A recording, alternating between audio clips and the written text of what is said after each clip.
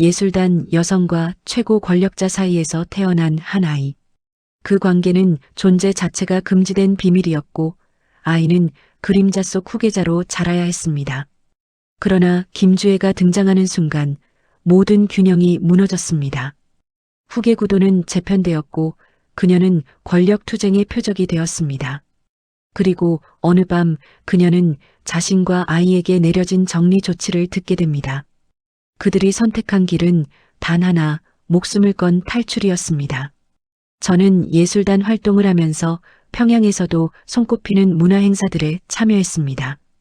그이의 근접 행사에 서는 일이 점점 늘어나면서 자연스레 그이와 마주치는 시간이 많아졌습니다. 그이는 음악을 좋아했고 무대 연출과 노래 선곡에 대한 관심도 컸습니다. 저에게는 그 모든 과정이 영광이었고 한편으로는 큰 부담이기도 했습니다.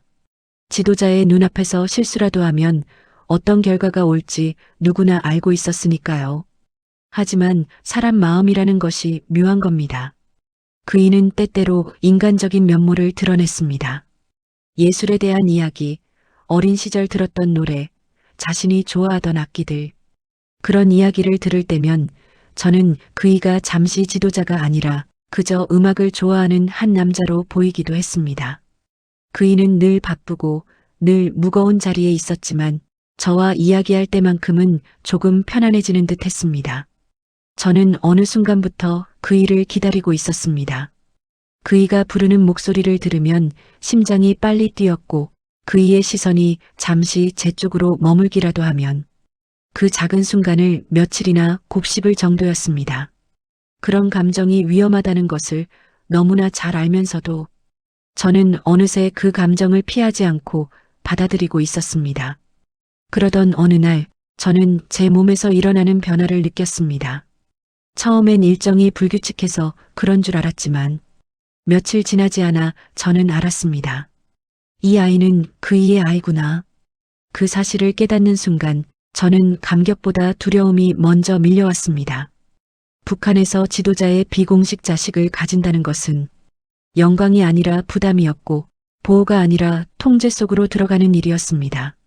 저는 아기를 품고 있으면서도 행복보다 걱정이 더 컸습니다. 임신 사실은 아주 좁은 범위에서만 공유됐습니다. 보이부 의료진 몇 명, 예술단 내부 고위 관계자 몇 명. 그들은 모두 철저히 침묵했습니다. 지도자의 아이가 태어난다는 사실을 입 밖에 내는 순간 어떤 처벌이 따를지 그들 역시 잘 알고 있었기 때문입니다. 아이가 태어나는 날 저는 조용한 곳에서 최소한의 의료진만을 두고 출산했습니다. 아이는 작고 따뜻했습니다. 울음소리도 힘찼고 작은 손가락을 제 손등에 올리는 순간 저는 눈물을 멈출 수 없었습니다. 저는 그 아이에게 이름을 불러주고 싶었습니다. 그 순간만큼은 그저 평범한 어머니이고 싶었습니다. 하지만 그 소망은 곧 무너졌습니다. 출산 직후 들어온 보이부 간부가 말했습니다. 이 아이는 영으로 등재됩니다. 신부는 비공개이며 공개 문서나 출생 기록은 존재하지 않습니다. 그 말은 너무도 차갑고 단호했습니다. 저는 영우가 무엇을 의미하는지 알고 있었습니다. 지도자의 비공식 혈통, 존재는 인정되지만 이름과 기록은 허락되지 않은 아이, 보호와 감시는 함께 붙어있는 철저히 통제된 인생이라는 뜻이었습니다. 아이는 특별보호구역으로 옮겨졌습니다. 거기서 그는 이름 대신 번호로 불렸고 외부와 완전히 차단된 채 자라야 했습니다. 저는 그 아이를 안아볼 수 있는 시간이 극히 제한되어 있었습니다. 아이가 잠들어 있는 모습 앞에서 저는 매번 속으로 되뇌었습니다. 내 아들아, 너는 누구보다 소중한 아이인데 왜 이 세상에서는 이름조차 가질 수 없단 말이냐? 저는 그때까지만 해도 이 모든 상황이 시간이 지나면 조금 나아질 거라 믿었습니다. 그이가 언젠가 이 아이를 인정해 줄지도 모른다고, 어떤 자리를 마련해 줄지도 모른다고 막연한 희망을 품고 있었습니다. 그러나 그 희망은 몇 년 뒤 김정은이 딸을 데리고 공식 석상에 등장하면서 완전히 무너져 내리게 됩니다. 김정은은 바쁜 사람입니다. 그이가 하루에 몇 시간을 자는지, 어떤 일정으로 움직이는지, 가까운 사람들조차 정확히 알지 못합니다. 하지만 제가 아이를 낳은 뒤 몇 년 동안은 그이가 가끔씩이라도 아이를 지켜보러 올 거라는 기대가 있었습니다. 일정 때문에 자주는 못 오더라도 어떤 형식이든 아들에게 관심을 가지지 않을까 하는 작은 희망이 있었습니다. 그런데 그 기대는 그이가 딸을 데리고 공식석상에 나타난 순간 산산조각 났습니다. 그날은 평양에서 대대적인 미사일 시험 발사가 있던 날이었습니다. 국가방송에서 긴급 속보가 나오고 발사 장면이 반복 재생되는 그 화면 속에 그이의 오른쪽에 서서 마치 오래전부터 그 자리가 자신의 자리였다는 듯 당당하게 서 있는 모습이었죠.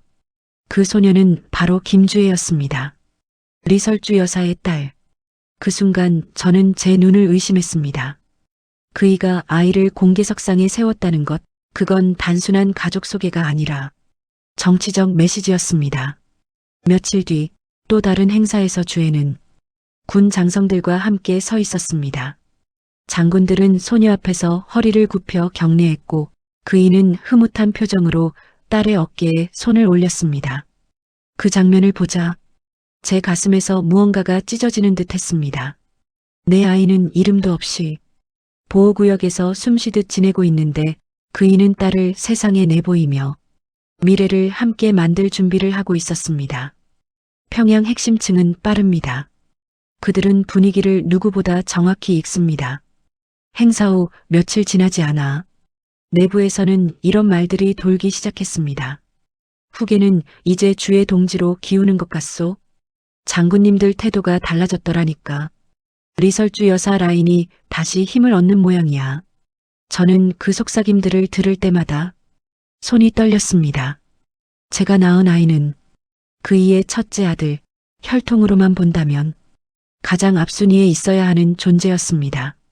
하지만 현실에서 그는 번호로 불리는 그림자였고 자신의 존재조차 드러낼 수 없는 아이였습니다. 어떤 밤에는 아이가 잠든 방에서 혼자 의자에 앉아 제 두 손으로 얼굴을 감싼 채 한참을 울기도 했습니다. 왜 내 아이는, 왜 우리 아들은 이렇게 숨겨져야만 하는가. 그런데 마음 깊은 곳에는 울음보다 더 뜨겁고 날카로운 감정이 자라나고 있었습니다. 바로 두려움이었습니다. 주애가 후계로 굳어지면 제 아들은 더 이상 존재해도 되는 아이가 아니라 언젠가 반드시 제거해야 할 위험 요소가 될 수 있었습니다. 특히 북한에서는 혈통 경쟁이란 것이 그렇게 흘러갑니다. 후계가 정해지면 다른 가능성은 미리 없애버리는 것이 정권의 생존 방식입니다. 저는 이 위험을 본능적으로 알았습니다. 그리고 마음이 점점 조여오기 시작했습니다. 한편 예술단 내부에서도 분위기가 심상치 않았습니다. 저를 대하던 시선이 조심스럽고 경계하는 방향으로 바뀌기 시작했습니다. 예전에는 저를 그이께서 아끼시는 예술인으로 보았다면 이제는 어디에 줄이 닿아 있는지 모를 위험한 사람으로 보는 느낌이었습니다. 그 즈음 어떤 간부가 조용히 제게 말했습니다. 송월 동지, 지금은 조용히 있는 것이 좋소? 사람들이 말을 많이 합니다. 저는 그 말에 담긴 의미를 정확히 알고 있었습니다. 제가 조금이라도 잘못 움직이면 제가 아니라 아이가 위험해질 수 있다는 뜻이었습니다. 그런데 그 경고가 내 마음을 억누르기보다 오히려 자극하는 결과가 되어버렸습니다. 왜냐하면 그 순간 저는 분명히 느꼈기 때문입니다. 내 아이가 사라질 수도 있겠다. 그 두려움은 저를 향한 위험보다 아이를 향한 위험이 훨씬 무섭게 느껴졌습니다. 그리고 그날 이후 저는 마음속에서 하나의 결론을 내렸습니다. 내 아들은 숨으면 안 된다. 숨지 않도록 내가 움직여야 한다. 그렇지 않으면 세상에서 사라질 수도 있다. 그 결심은 곧 저를 돌이킬 수 없는 길로 이끌게 됩니다. 김주혜가 공식 석상의 모습을 드러낸 뒤 제 마음은 하루하루 더 불안해지고 있었습니다. 제가 가진 감정은 단순한 어머니의 두려움이 아니었습니다. 그보다 더 깊고 더 복잡하며 저 스스로도 인정하기 어려운 감정이었습니다. 처음에는 이렇게 생각했습니다. 내 아들이 위험해질 수도 있다. 그러니 조심해야 한다. 하지만 시간이 지날수록 생각은 바뀌었습니다. 내 아들은 첫째다. 장남이다.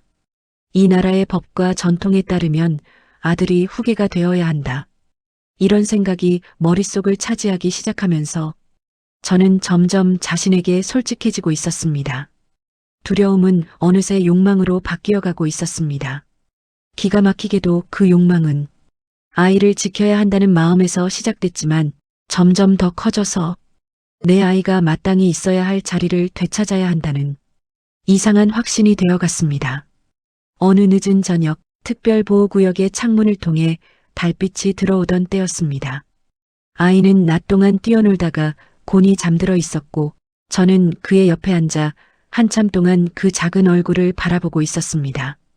그 순간 저는 문득 이런 생각이 떠올랐습니다.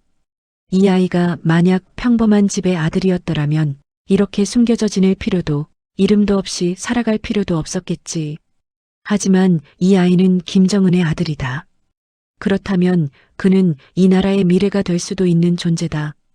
그 생각은 단순한 상상이 아니었습니다. 저의 마음 깊은 곳에서 이미 싹튼 욕망이 한 줄기 바람을 타고 올라온 것이었습니다. 저는 스스로를 다그쳤습니다. 내가 욕심을 내면 안 된다. 그러면 위험해진다. 하지만 그 목소리는 마음속에서 점점 희미해져 갔습니다. 현실을 보면 볼수록 제 욕망은 정당해 보이기까지 했습니다. 북한에서는 백두혈통이라는 개념이 정치의 모든 것을 결정합니다. 그 안에서 혈통의 순위는 절대적입니다. 그리고 제 아들은 그 혈통의 첫째 자리, 즉 장남이라는 어마어마한 위치를 가지고 태어났습니다. 그런데 그 자리를 아무런 경쟁도 없이 그저 공개석상에 등장했다는 이유만으로 딸에게 넘겨준다는 것은 제게 용납할 수 없는 일이었습니다. 물론 그 욕심이 얼마나 위험한지 저는 누구보다 잘 알고 있었습니다. 지도자의 주변에서 욕심을 드러내면 그 순간부터 자신은 제거 대상이 되고 맙니다. 그걸 모르고 움직인 게 아니었습니다. 하지만 모성은 때로 이성이 감당할 수 없는 방향으로 흐르지 않습니까? 제가 느끼는 욕망은 제 자신을 위한 욕망이 아니었습니다. 아이를 지키기 위한 욕망이었고 제가 아니면 그 누구도 그 아이를 지켜줄 사람은 없습니다. 예술단 시절 함께 일하던 사람이 어느 날 제게 말했습니다. 송월 동지, 요즘 표정이 예전 같지 않소? 뭔가 걱정이라도 있소? 저는 그 질문에 대답하지 않았습니다. 하지만 그 질문은 오히려 제 욕망을 더 단단하게 굳혀주는 계기가 되었습니다. 제가 이렇게 흔들리는 게, 제가 이렇게 불안해지는 게 모두 아이 때문이라는 사실이 분명해졌기 때문입니다. 저는 아이를 지키기 위해 가만히 있을 수 없다는 확신을 갖기 시작했습니다. 그리고 그 확신은 제가 움직이게 만든 원동력이 되었습니다. 한밤중에 혼자 앉아 생각하던 어느 날 저는 이렇게 중얼거렸습니다. 내 아들이 살아남으려면, 그 존재가 지워지지 않으려면 오히려 세상에 알려져야 한다. 힘이 있어야 한다. 그 말이 입에서 나온 뒤 저는 스스로도 놀랐습니다. 하지만 동시에 그 말이 너무나 자연스럽게 느껴졌습니다. 이것이 바로 제가 돌이킬 수 없는 길로 들어선 순간이었습니다. 이제 저는 단순히 숨고 조용히 지내는 어머니가 아니었습니다. 저는 아들의 미래를 위해 세상을 바꾸려는 사람, 어쩌면 이 나라의 권력 구도에 발을 들여놓으려는 사람이 되어가고 있었습니다. 그리고 그 순간부터 저의 삶도 아이의 인생도 비극으로 향하는 레일 위에 올라타게 됩니다. 제가 직접 움직일 수는 없었습니다. 북한 권력의 가장 깊은 심장부에 손가락 하나라도 잘못 올렸다가는 저뿐 아니라 제 아들까지도 한순간에 흔적 없이 사라질 수 있었습니다. 그래서 저는 누가 봐도 그저 조용히 아이만 돌보는 사람처럼 보이면서도 그 이면에서는 물처럼 흘러가는 조용한 움직임을 시작했습니다. 첫 번째로 움직인 것은 예술단 시절 함께 일했던 사람들을 통한 여론이었습니다. 예술단과 문학의 사람들은 의외로 많은 정보를 알고 있었고 서로 입이 가볍기도 해서 작은 말 한마디가 금세 퍼져나갑니다. 저는 직접 지시하지 않았습니다. 직접 움직이는 것은 흔적을 남기기 때문입니다. 그 대신 제가 신뢰할 수 있는 몇 사람에게 아주 희미하게, 아주 부담 없이 단지 그런 말이 있다더라 하는 식으로 넌지시 이야기 몇 조각을 흘렸습니다. 예를 들면 이런 식이었습니다. 주의 동무가 요즘 건강이 좀 안 좋다는 말도 있대요. 리설주 여사 라인이 너무 강해져서 군부와 불협화음이 있는 것 같소? 전통적으로 백두혈통은 장남이 대를 잇는 거 아니겠소? 이 말들은 제가 한 것 같지도 않은 말이었고 어디서 시작되었는지 누구도 정확히 모르는 말이었습니다. 하지만 평양은 이런 말이 퍼지기에 가장 적합한 땅이었습니다. 사람들은 공식 정보보다 이런 풍문과 기류를 더 중요하게 받아들입니다. 그들은 늘 권력의 분위기를 읽기 위해 공식이 아닌 비공식을 들여다보니까요. 둘째로 저는 보위부 내부에서 좌천된 사람들을 조용히 만났습니다.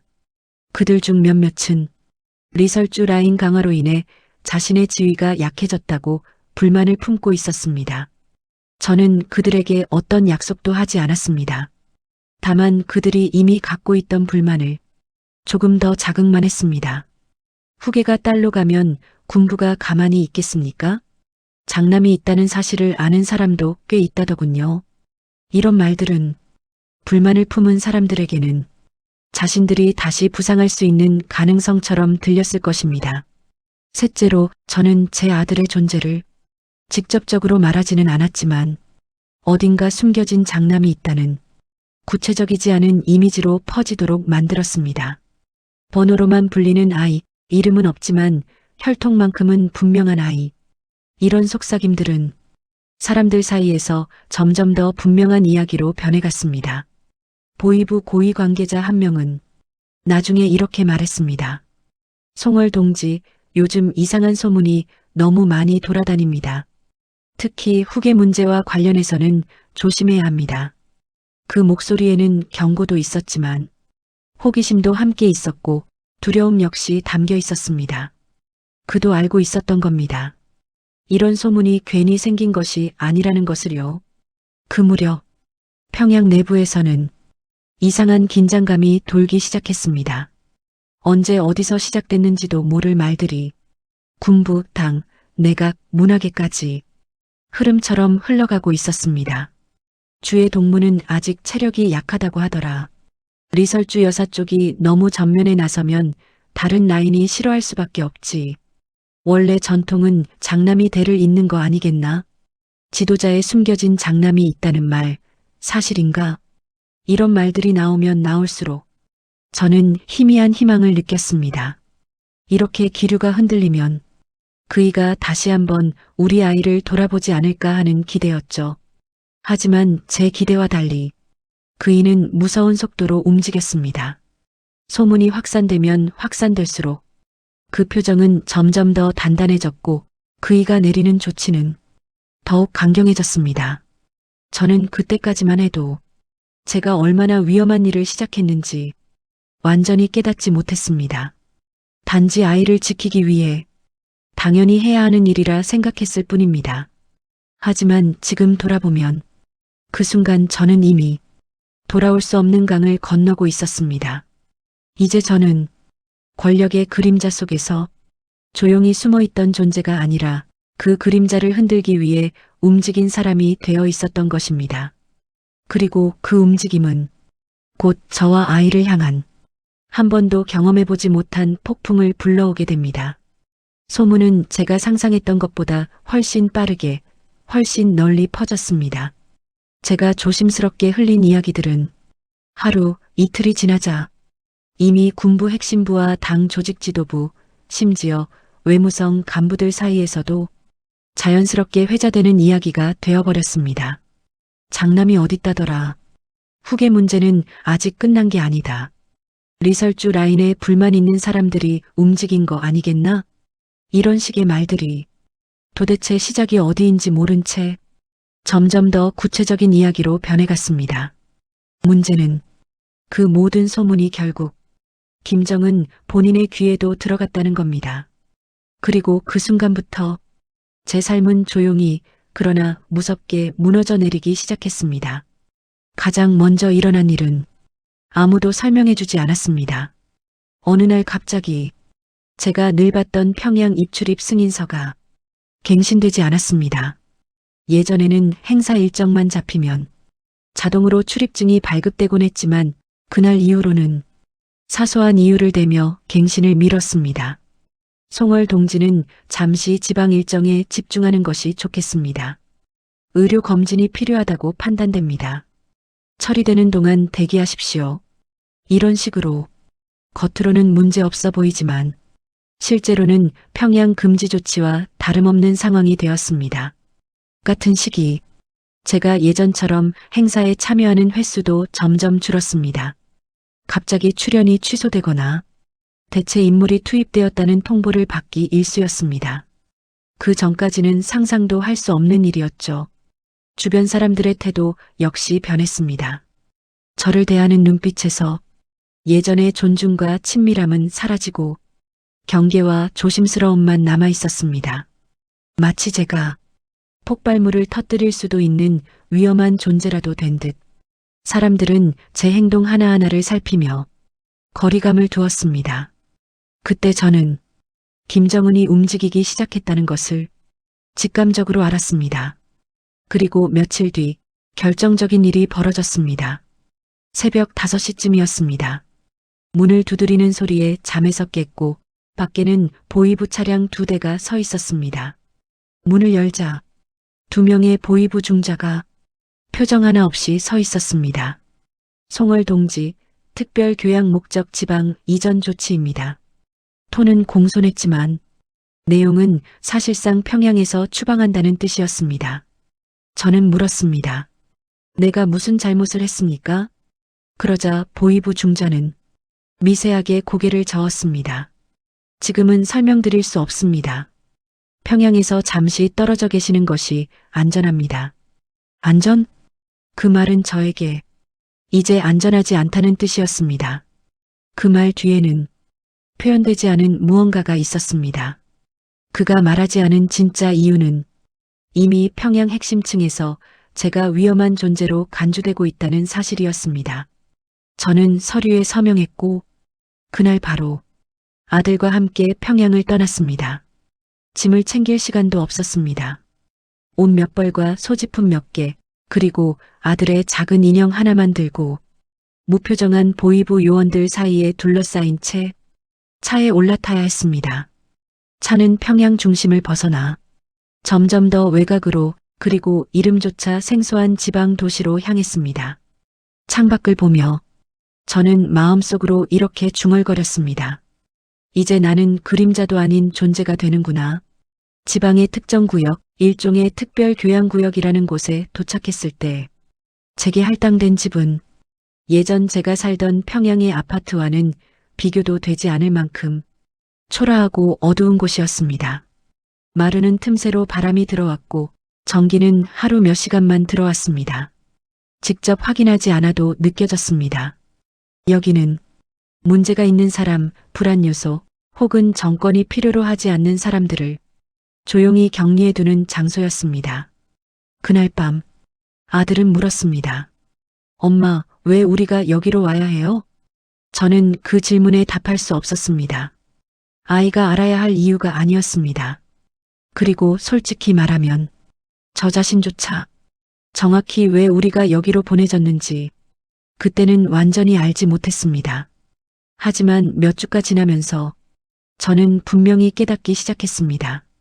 김정은은 단순히 나를 멀리 떨어뜨려 놓으려는 것이 아니라 내 움직임을 완전히 봉쇄하고 아들의 미래 가능성을 차단하려는 것이었습니다.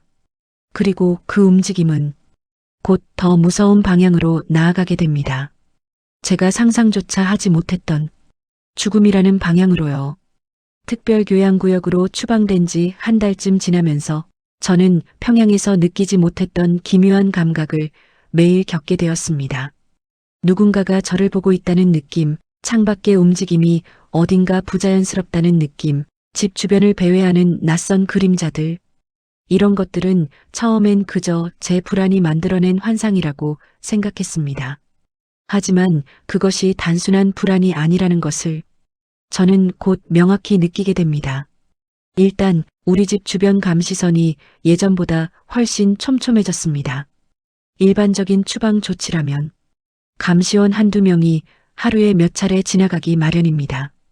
하지만 우리 집 근처에는 아침, 점심, 저녁 구분 없이 감시원이 계속 배치되어 있었습니다. 게다가 그들의 얼굴이 자주 바뀌었습니다. 불규칙한 교대, 전문 감시조의 특징입니다. 저는 그 표정을 기억합니다. 그들은 저를 단순히 감시 대상으로 보는 것이 아니라 언제든 사라져도 이상하지 않은 정리 대상으로 바라보고 있었습니다. 어느 날 아침 물이 나오지 않아 수도실로 가보니 외부에서 잠금 장치가 교체된 흔적이 있었습니다. 당연히 우리는 요청한 적도 없고 그럴 이유도 없었습니다. 저는 그 작은 변화가 주는 의미를 알고 있었습니다. 누군가가 우리 집의 구조를 외부에서 통제하기 쉬운 방식으로 바꾸고 있다는 뜻이었습니다. 불길함이 짙어지던 어느 날 제가 아는 인물 중 한 사람이 아주 조심스럽게 저를 찾았습니다. 그는 예술단 출신으로 예전부터 저를 존경한다며 따르던 사람이었는데 지금은 보위부 하급직으로 밀려난 상태였습니다. 그가 떨리는 목소리로 말했습니다. 송월 동지, 지금 말씀드리는 건 제 목숨을 내놓는 일입니다. 하지만 말씀드리지 않으면 후회할 것 같아 일이 왔습니다. 그의 눈빛은 누군가에게 쫓기듯 불안했고 말을 꺼내는 순간조차 주변을 두리번거렸습니다. 그리고 그는 작은 목소리로 이어 말했습니다. 위에서 정리 지시가 내려왔다고 합니다. 저는 순간 숨이 멎는 듯 했습니다. 그 두 단어, 정리 지시. 북한에서 그 말이 가진 무게는 너무도 큽니다. 정치범들에게 적용되는 마지막 단계, 즉 암살 명령이라는 뜻입니다. 저는 입술이 떨려 아무 말도 할 수 없었습니다. 그러자 그는 제 손을 잡고 더 가까이 속삭였습니다. 동지 시간이 많지 않습니다. 오늘 밤이 고비라고 합니다. 보위부 10처 사람들까지 내려왔다는 소문이 있습니다. 그들 손에 넘어가면 그땐 그는 끝을 맺지 못했습니다. 맺지 않아도 저는 그 의미를 정확히 알고 있었습니다. 10처는 내부 정리, 즉 숙청과 관련된 일을 주로 담당하는 부서입니다. 그들이 내려왔다는 건 제가 단순히 추방된 인물이 아니라 제거 대상이라는 뜻이었습니다. 저는 눈앞이 어지러질했습니다. 하지만 정신은 이상하게 맑았습니다. 죽음이 이렇게 가까이 있다는 사실이 오히려 제 판단을 또렷하게 만들었습니다. 그가 급히 말했습니다. 도망치십시오. 오늘 밤 넘기면 기회가 없습니다. 저는 그의 손을 붙잡고 묻고 싶었습니다. 왜 나를 돕는지, 이 일을 말하면 본인은 어떻게 되는지, 정말 기회가 있는지. 하지만 그는 서둘러 말을 이었습니다. 더 말할 시간 없습니다. 감시조가 교대되는 시간이 밤 12시 40분입니다. 그때 잠깐 빈틈이 생깁니다. 그 안에 빠져나가야 합니다.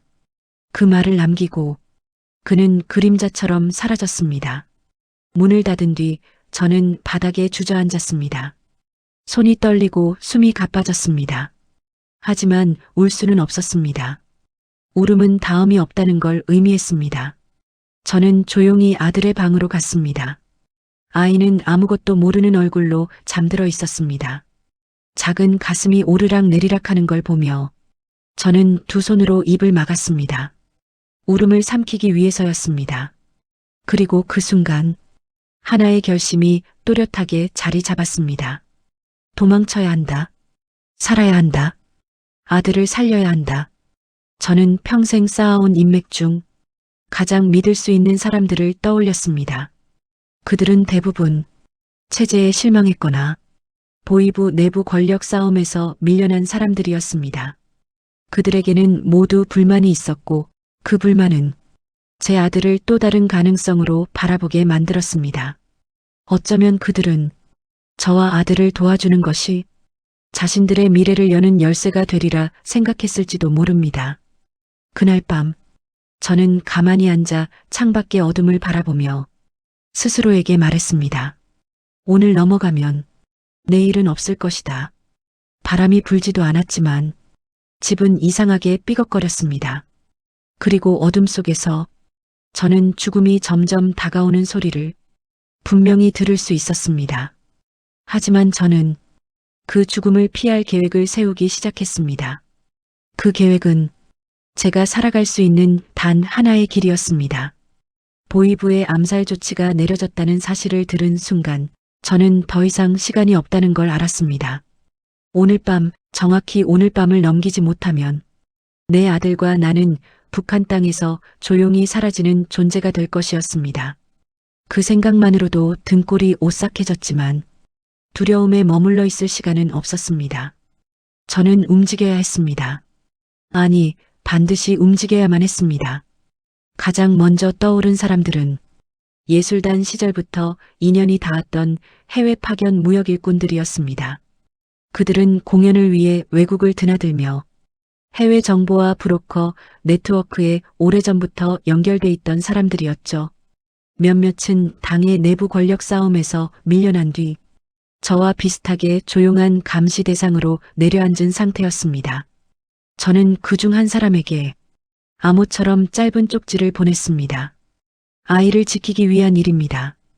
도움이 절실합니다. 그 메시지 하나로 그는 밤이 되기 전에 저에게 답을 보냈습니다. 동지는 선택받은 사람입니다. 살아야 합니다. 지금 바로 움직이겠습니다. 그 문장을 읽는 순간 저는 가슴이 쿵 내려앉았습니다. 선택받은 사람이라는 말은 그가 제 아들의 존재, 즉 영호의 정체를 알고 있다는 뜻이었습니다. 그렇다면 그 역시 내 아들을 단순한 아이가 아니라 대한혈통, 언젠가 또 다른 가능성을 지닌 존재로 보고 있다는 의미였을 것입니다. 그가 움직이자 그와 연결된 네트워크도 함께 움직였습니다. 보이부 내부에서 좌천된 중간급 간부 1명, 내각 무역성의 해외 거래 담당자 1명, 그리고 국경 근처에서 브로커들과 은밀히 교류하던 사람들까지 하나둘씩 동원되기 시작했습니다. 그들은 각자 위치는 달랐지만 공통점이 하나 있었습니다. 김정은 체제에 대한 실망과 불만, 그런 사람들에게 지도자의 숨겨진 장남이라는 존재는 어쩌면 새로운 희망일 수도 있었을 것입니다. 그들은 빠르게 움직였습니다. 마치 이 모든 상황을 오래전부터 예상하고 있었던 것처럼 각자의 역할을 나누어 준비했습니다. 한 사람은 감시망의 빈틈을 찾아냈습니다. 특별교양구역 감시조는 밤 12시 40분부터 12시 50분 사이에 10분 정도 교대가 이루어지는데 그때 잠시 감시 구역이 비는 시간이 생긴다는 것이었습니다. 또 다른 사람은 탈출에 필요한 차량을 준비했습니다. 겉보기에는 낡은 화물차였지만 뒤에는 이중 바닥과 숨을 수 있는 공간이 만들어져 있었습니다. 그리고 또 다른 사람은 국경 인근에서 움직일 브로커들과 연결해 우리 모자의 이동 루트를 확보했습니다. 그 루트는 일반 탈북자들이 사용하는 강이나 산길이 아니었습니다. 보이부 감시를 피해 오직 내부 고위층만 사용할 수 있도록 마련된 비공식 통로였습니다. 이 모든 움직임은 단 하루 만에 이루어졌습니다. 믿기 어려울 정도로 조직적이고 치밀한 준비였습니다. 그날 저녁 탈출 계획을 전달하러 온 인물은 제 손을 꼭 잡고 말했습니다. 송월 동지, 이건 단순한 탈북이 아닙니다. 북한에서 새로운 미래를 준비하는 사람들도 동지를 지켜야 한다고 판단했습니다. 아이를 꼭 데리고 나오십시오. 그 아이는 이 나라의 또 다른 희망이 될 수 있습니다. 그 말을 들었을 때 제 눈물이 왈칵 쏟아질 뻔했습니다. 누군가가 내 아이의 존재를 인정하고 있다는 사실, 아이의 가능성을 믿고 있다는 사실이 그동안 억눌린 감정들을 터뜨린 것처럼 밀려왔습니다. 하지만 저는 감정을 삼켰습니다. 지금 울면 움직일 수 없었습니다. 지금 흔들리면 아이를 지킬 수 없었습니다. 계획은 이렇게 짜였습니다. 1. 밤 12시 40분 감시 교대 타이밍에 집을 빠져나갈 것. 2. 낡은 화물차의 이중 바닥에 숨을 것. 3. 첫 번째 점검소는 아는 사람이 시선을 돌리는 역할을 맡을 것. 4. 두 번째 점검소는 감시조를 매수해 통과할 것. 5.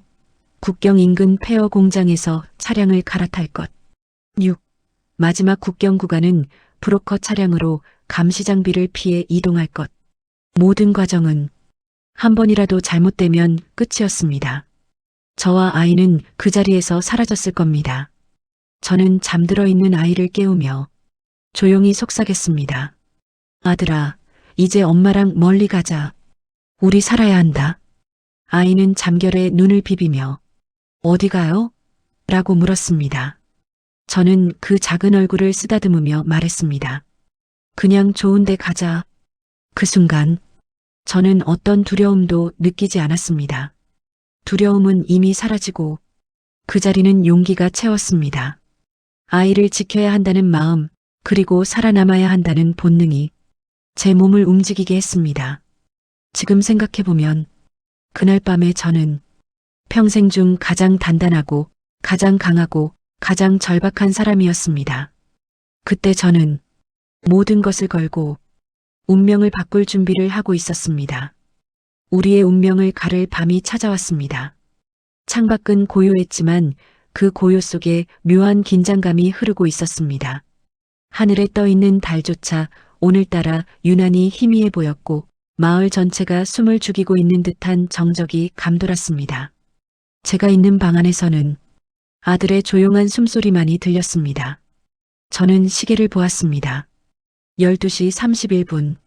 감시조 교대까지 9분 남았습니다. 이 9분이 우리의 생사를 결정할 시간이었습니다. 저는 아들을 조심스럽게 깨웠습니다. 아이는 졸린 눈으로 저를 바라보며 엄마, 왜 이렇게 일찍 깨워요? 하고 속삭였습니다. 그 목소리는 너무 평범했고 너무 순진했습니다. 하지만 그 평범함 뒤에 우리가 어떤 위험 속에 있는지 아이는 전혀 알지 못했습니다. 저는 아이에게 눈높이를 맞추고 말했습니다. 아들아, 우리 지금 여행 가는 거다. 조용히 엄마 손 꼭 잡고 따라와야 한다. 알겠지? 아이는 고개를 끄덕였습니다. 그 작은 고개 끄덕임이 제 인생에서 가장 무거운 순간이었습니다. 12시 39분. 우리는 문가에 섰습니다. 심장이 터질 듯 뛰었고 손바닥에 땀이 맺혀 문고리가 젖을 정도였습니다. 12시 40분. 감시조가 교대되는 시간. 딱 23분 동안만 감시선에 작은 공백이 생기는 귀중한 틈이었습니다. 저는 문을 아주 조용히 열었습니다. 달빛 한 줄기도 새지 않도록 문을 다시 닫았고 아들의 손을 꼭 붙잡고 마치 발끝으로 걷듯 움직였습니다. 골목을 돌 때 멀리서 들리는 발자국 소리에 숨이 턱 막혀 멈춘 적도 있었습니다.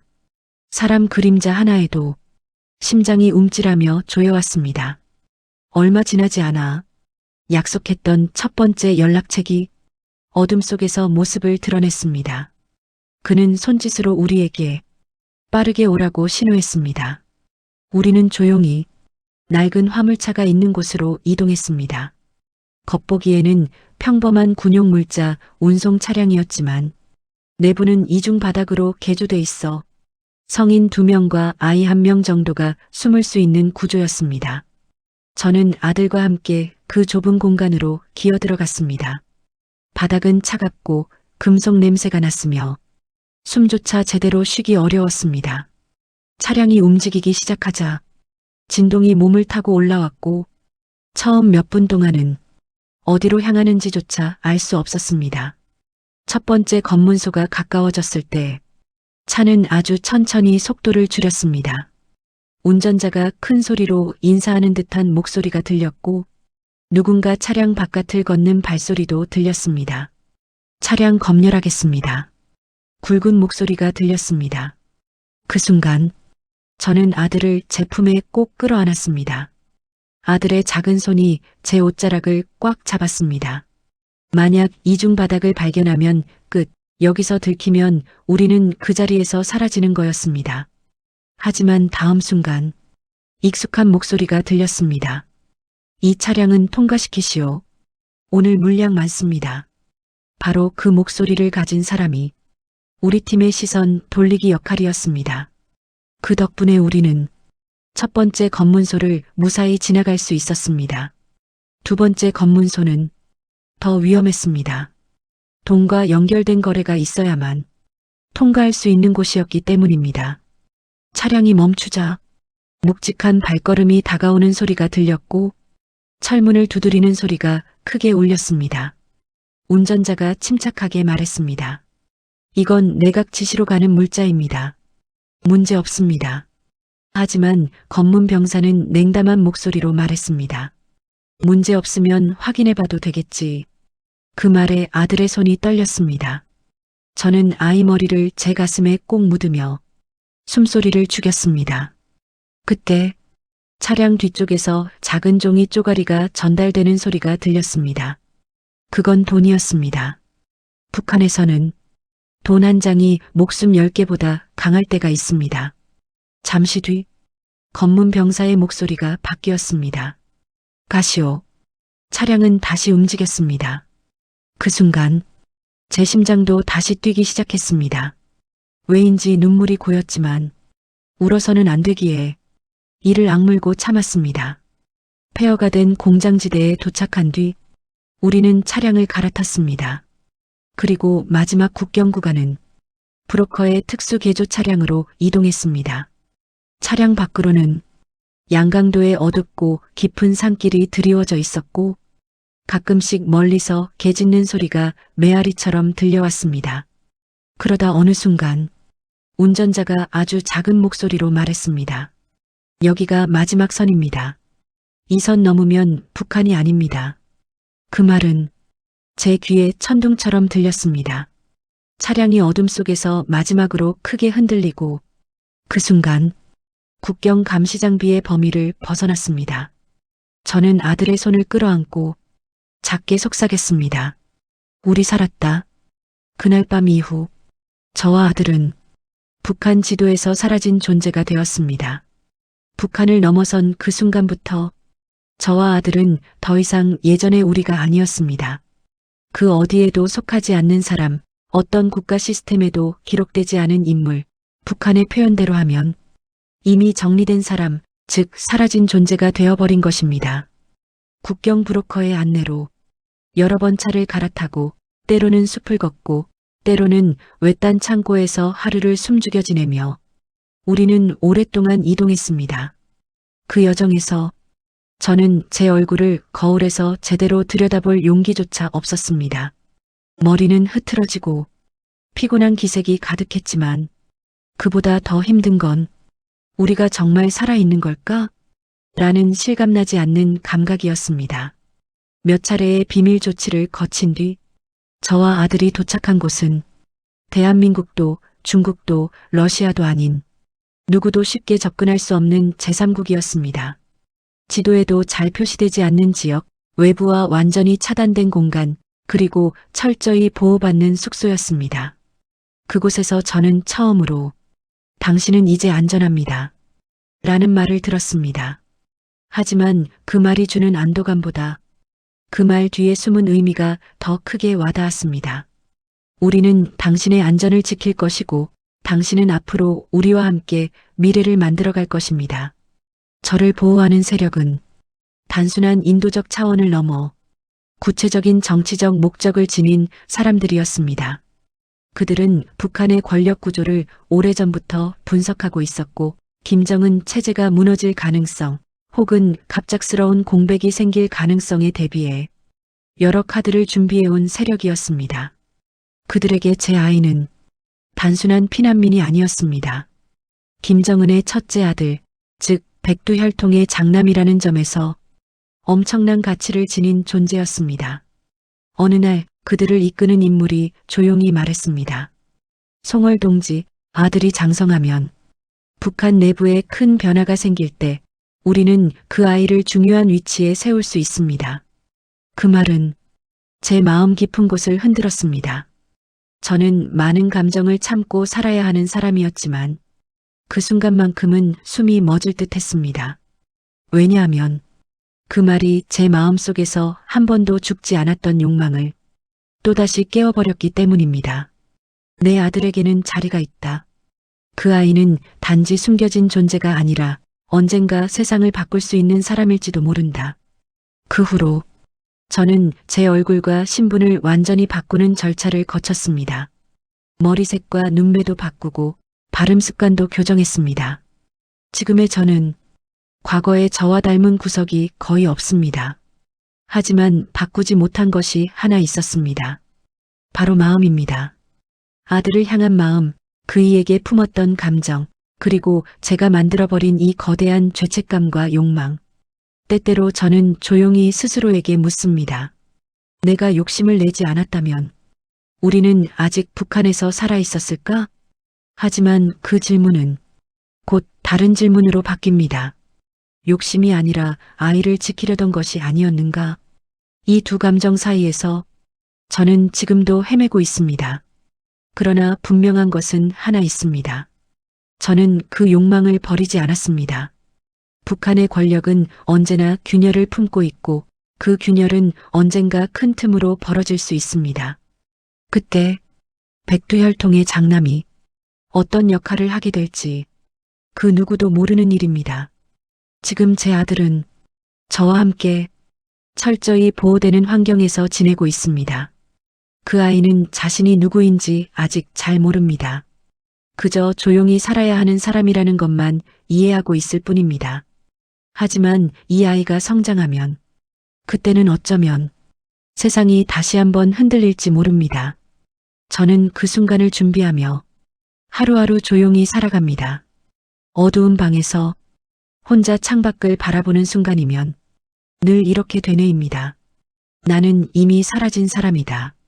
하지만 내 아들의 미래는 아직 사라지지 않았다. 최종 엔딩 멘트. 이 이야기를 듣고 계신 당신께 오늘도 긴 시간 함께 해주셔서 진심으로 감사드립니다. 북한의 권력 안쪽에서 벌어진 일들은 겉으로 보이는 화려한 장면과는 전혀 다른 차갑고 잔혹한 진실을 품고 있습니다. 이야기 속 그녀와 아이는 어쩌면 지금 이 순간에도 세상이 모르는 곳에서 조용히 살아가고 있을지 모릅니다. 정권의 그림자 속에서 지워졌지만 또 다른 미래를 꿈꾸며 숨을 이어가고 있을지도 모르지요. 오늘 들려드린 이 기록은 그저 한 사람의 사연이 아니라 북한이라는 나라가 가진 구조와 운명을 함께 바라보게 하는 이야기입니다. 당신도 느끼셨겠지만 북한의 권력은 단순히 한 개인의 것이 아니라 그 뒤에서 움직이는 수많은 세력과 보이지 않는 충돌, 그리고 인간의 욕망이 뒤섞여 만들어지는 거대한 물결입니다. 이 이야기가 여러분께 작은 생각거리라도 남겼다면 그것만으로 충분하다고 믿습니다. 앞으로도 더 생생하고 더 깊이 있는 북한 실화 이야기들 꾸준히 전해드리겠습니다. 구독과 좋아요, 그리고 알림 설정은 저에게 큰 힘이 됩니다. 지금 영상 듣고 계신 시청자 여러분, 어디에서 듣고 계신가요? 댓글에 남겨주시면 제가 직접 한 분 한 분 인사드리겠습니다. 항상 건강하시고 다음 이야기에서 다시 찾아뵙겠습니다. 감사합니다.